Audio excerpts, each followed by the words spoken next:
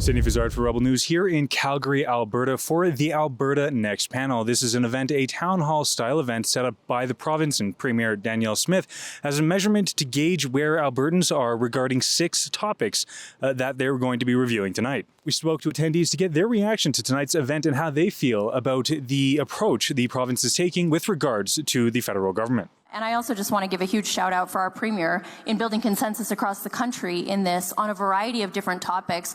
I know very few political leaders that take direct democracy this seriously, that we have been traveling the province, talking to Albertans face to face over the last 2 months. And so thank you, Premier, for your leadership on that front. Why is it important for you to attend tonight's event?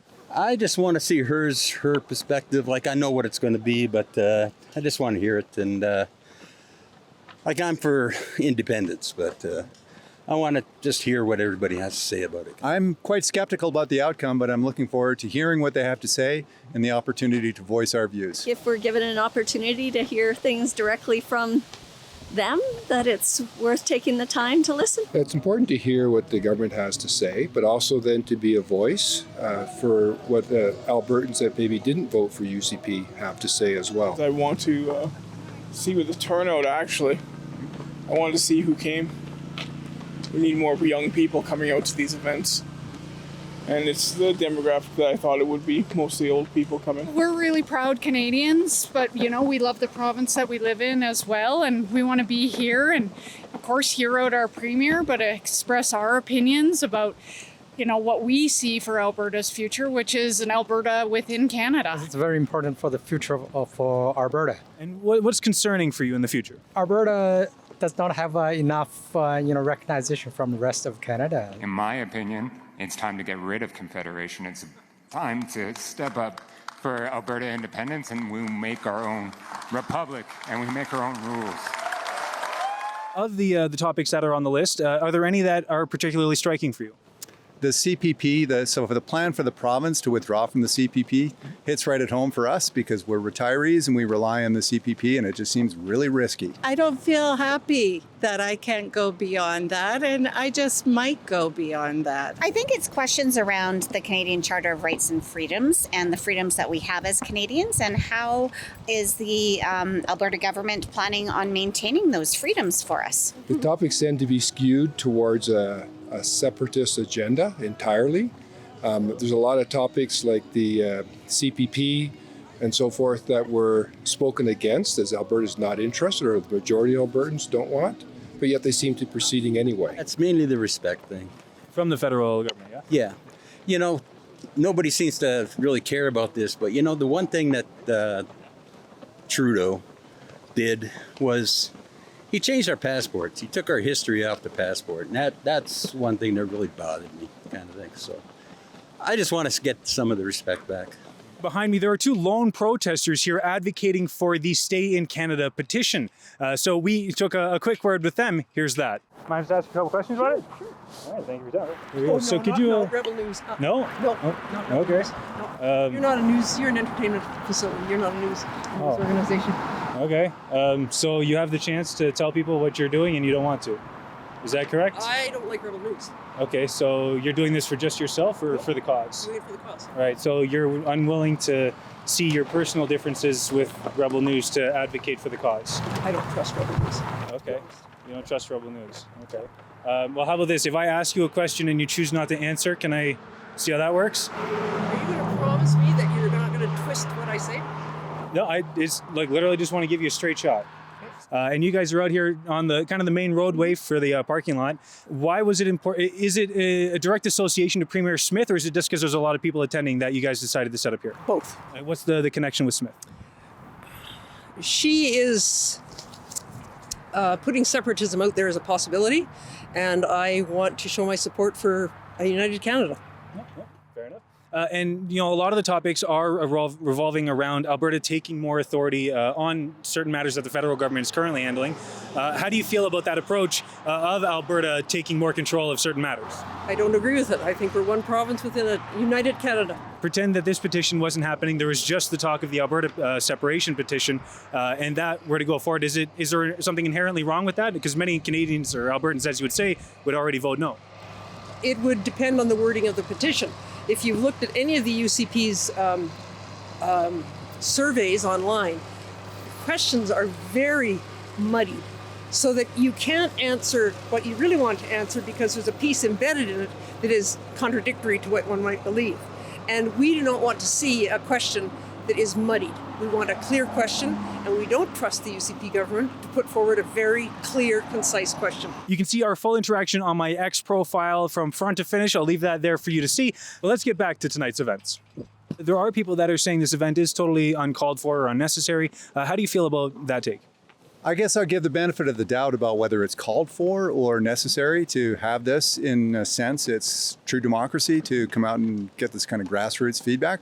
But we'll see how it goes. I don't know yet.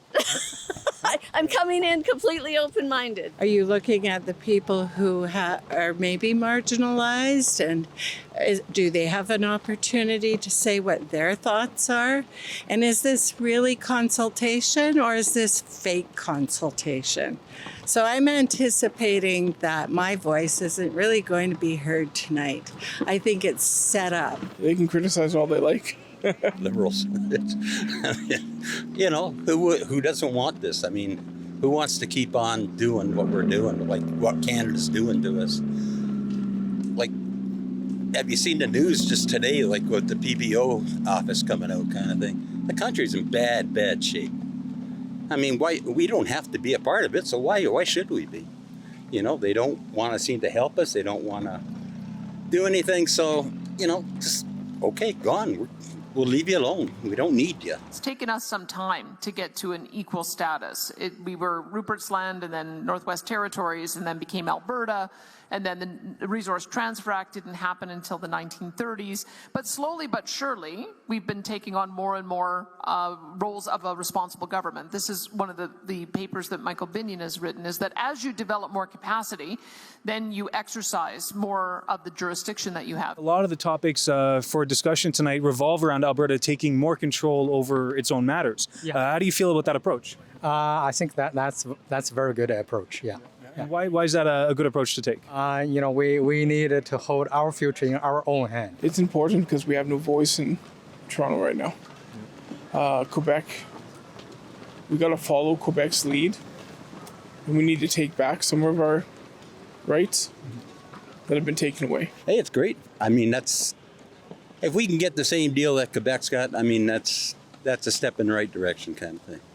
But, I mean, anytime that the Liberals got control of us, I mean, we're screwed anyway. So, independence is the final. It's the only way to go. If it actually leads to detamping of the separation movement, then that's great. If we can do that. There might be a few good ideas mixed in there, but there's many that I disagree with quite strongly. Personally, I don't think our government here in Alberta has demonstrated that they can be trusted with some of those powers that our federal government currently has. I'm really concerned about human rights. I'm concerned about the economy. I'm concerned about our social welfare as well. They're taking an excessive approach. On the one hand, they complain about the federal government taking issues and things that are provincial jurisdiction. They demand more provincial oversight. But at the same time, they want the federal government to step in and overrule other provinces when they don't support things like pipelines. They want the federal government to demand BC put in a pipeline. How can you have it both ways? It's definitely a feeling of mistrust, but also I feel like this is a misguided step. I don't really see how increasing our sovereignty in the province will actually further our initiatives both within Canada and outside of our borders as well. I really feel like an isolated and independent Alberta would actually set back any progress that we want to make economically and infrastructure-wise. We've had the young communists join us for a couple of our Alberta Next town halls, and I just encourage them to look at Venezuela, that has probably the largest resource wealth on the planet, but they can't develop it because there's no innovation, no capital, and no interest in investing in that economy. That's what happens when you subvert those who have the capital and the know-how to be able to do it. You just don't end up developing the wealth. Behind us here, there's actually maybe just under a dozen people here for the communist. What are you guys? Yeah, we're the Revolutionary Communist Party. We're out here outside of the Alberta Next panel in Calgary. We got about 9 comrades here, but we're also talking to lots of people who are interested in these ideas, these communist ideas. So. So, and how does that square with an Alberta UCP government event? Are you trying to send a message specifically to them, or are you just, canvassing for a lot of people in the area? We're actually here to talk to the people in the audience of the event. A lot of working class people, conservative, liberal in this province, they're frustrated with the status quo. They're frustrated with the way that things are going. And so we're trying to connect with this very real anger, this very real frustration that people are feeling, and giving them a way out that is not the lies that are being peddled by Daniel Smith and the UCP about how it's all Ottawa's fault. We would say it is the billionaires' fault. It is the capitalists' fault that working people in this country are suffering. So we're trying to connect with this feeling. And do you feel like that's a message that's resonating here, especially considering a lot of these people would probably be more inclined to go for a separation kind of measure? Yeah. I'd say there's a lot of nuance to be had in this conversation. In one of our papers, we have an article about Alberta separation and about how this feeling of Western alienation, it is very legitimate. Ottawa, there's a lot of things that are dampening Albertan sovereignty. There's a lot of things that are dampening, the say that we can have as people over our own lives. And so what we are trying to do is connect with this very real feeling of Western alienation, but redirect it to the actual source of all of these problems, which are not the Mark Carney, although he does play a part.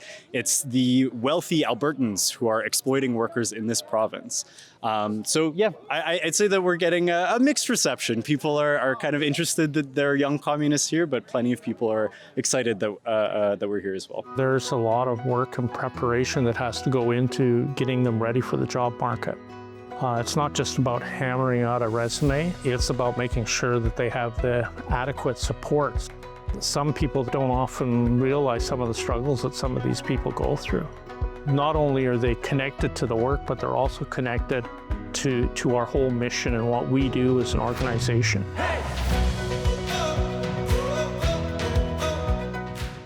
Please allow me to make one point here. I'm with Rebel News. You might see us as very far right. I think people would also see the communists as very far left. Right. So we're at a middle ground here, right? Sure.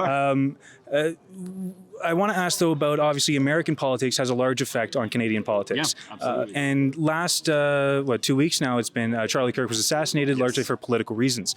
There's Antifa being designated a terrorist group. The communist group isn't the Antifa group, but there are left-leaning associations here. How do you guys feel about some of these violent acts that have been taking place? Yeah, absolutely. I think we have to understand why these violent acts are taking place. They are an expression of the deep anger that people are feeling with the status quo and the deep desire that people have to change the status quo. So we understand why these acts of violence happen, but we have to ask the question, is this an effective way to bring about change? And the answer to that is no. Straight up, the murder of Charlie Kirk has divided people. It's divided working people in America here. We would say that the only real effective way that we can enact change is not these individual acts of violence that is lashing out of this anger. We need to get organized as a class, a working class, as working people. We need to go on strike. We need to occupy our workplaces. We need to establish democratic workers' control. That is the only way that we can change society. And, as much as we can understand these individual acts of violence, the only thing that is going to get us is more repression, more difficulty in living. Did it go well, the Alberta Next panels? Yeah, it was terrific. I hope you were in there and getting some visuals. It was a good discussion this evening. Absolutely. What do you look forward to next? Well, I think I'm doing an interview with Rebel Media. Looking forward to that next. As the Alberta Next panels come to a conclusion, let me know in the comments, what do you think comes now for the province of Alberta? For Rebel News, I'm Syd Fizzard. DoneGettingScrewed.com is where you have to go if you want to see our latest reports on Alberta independence, much like the town hall we have behind us. And you can see all that at DoneGettingScrewed.com.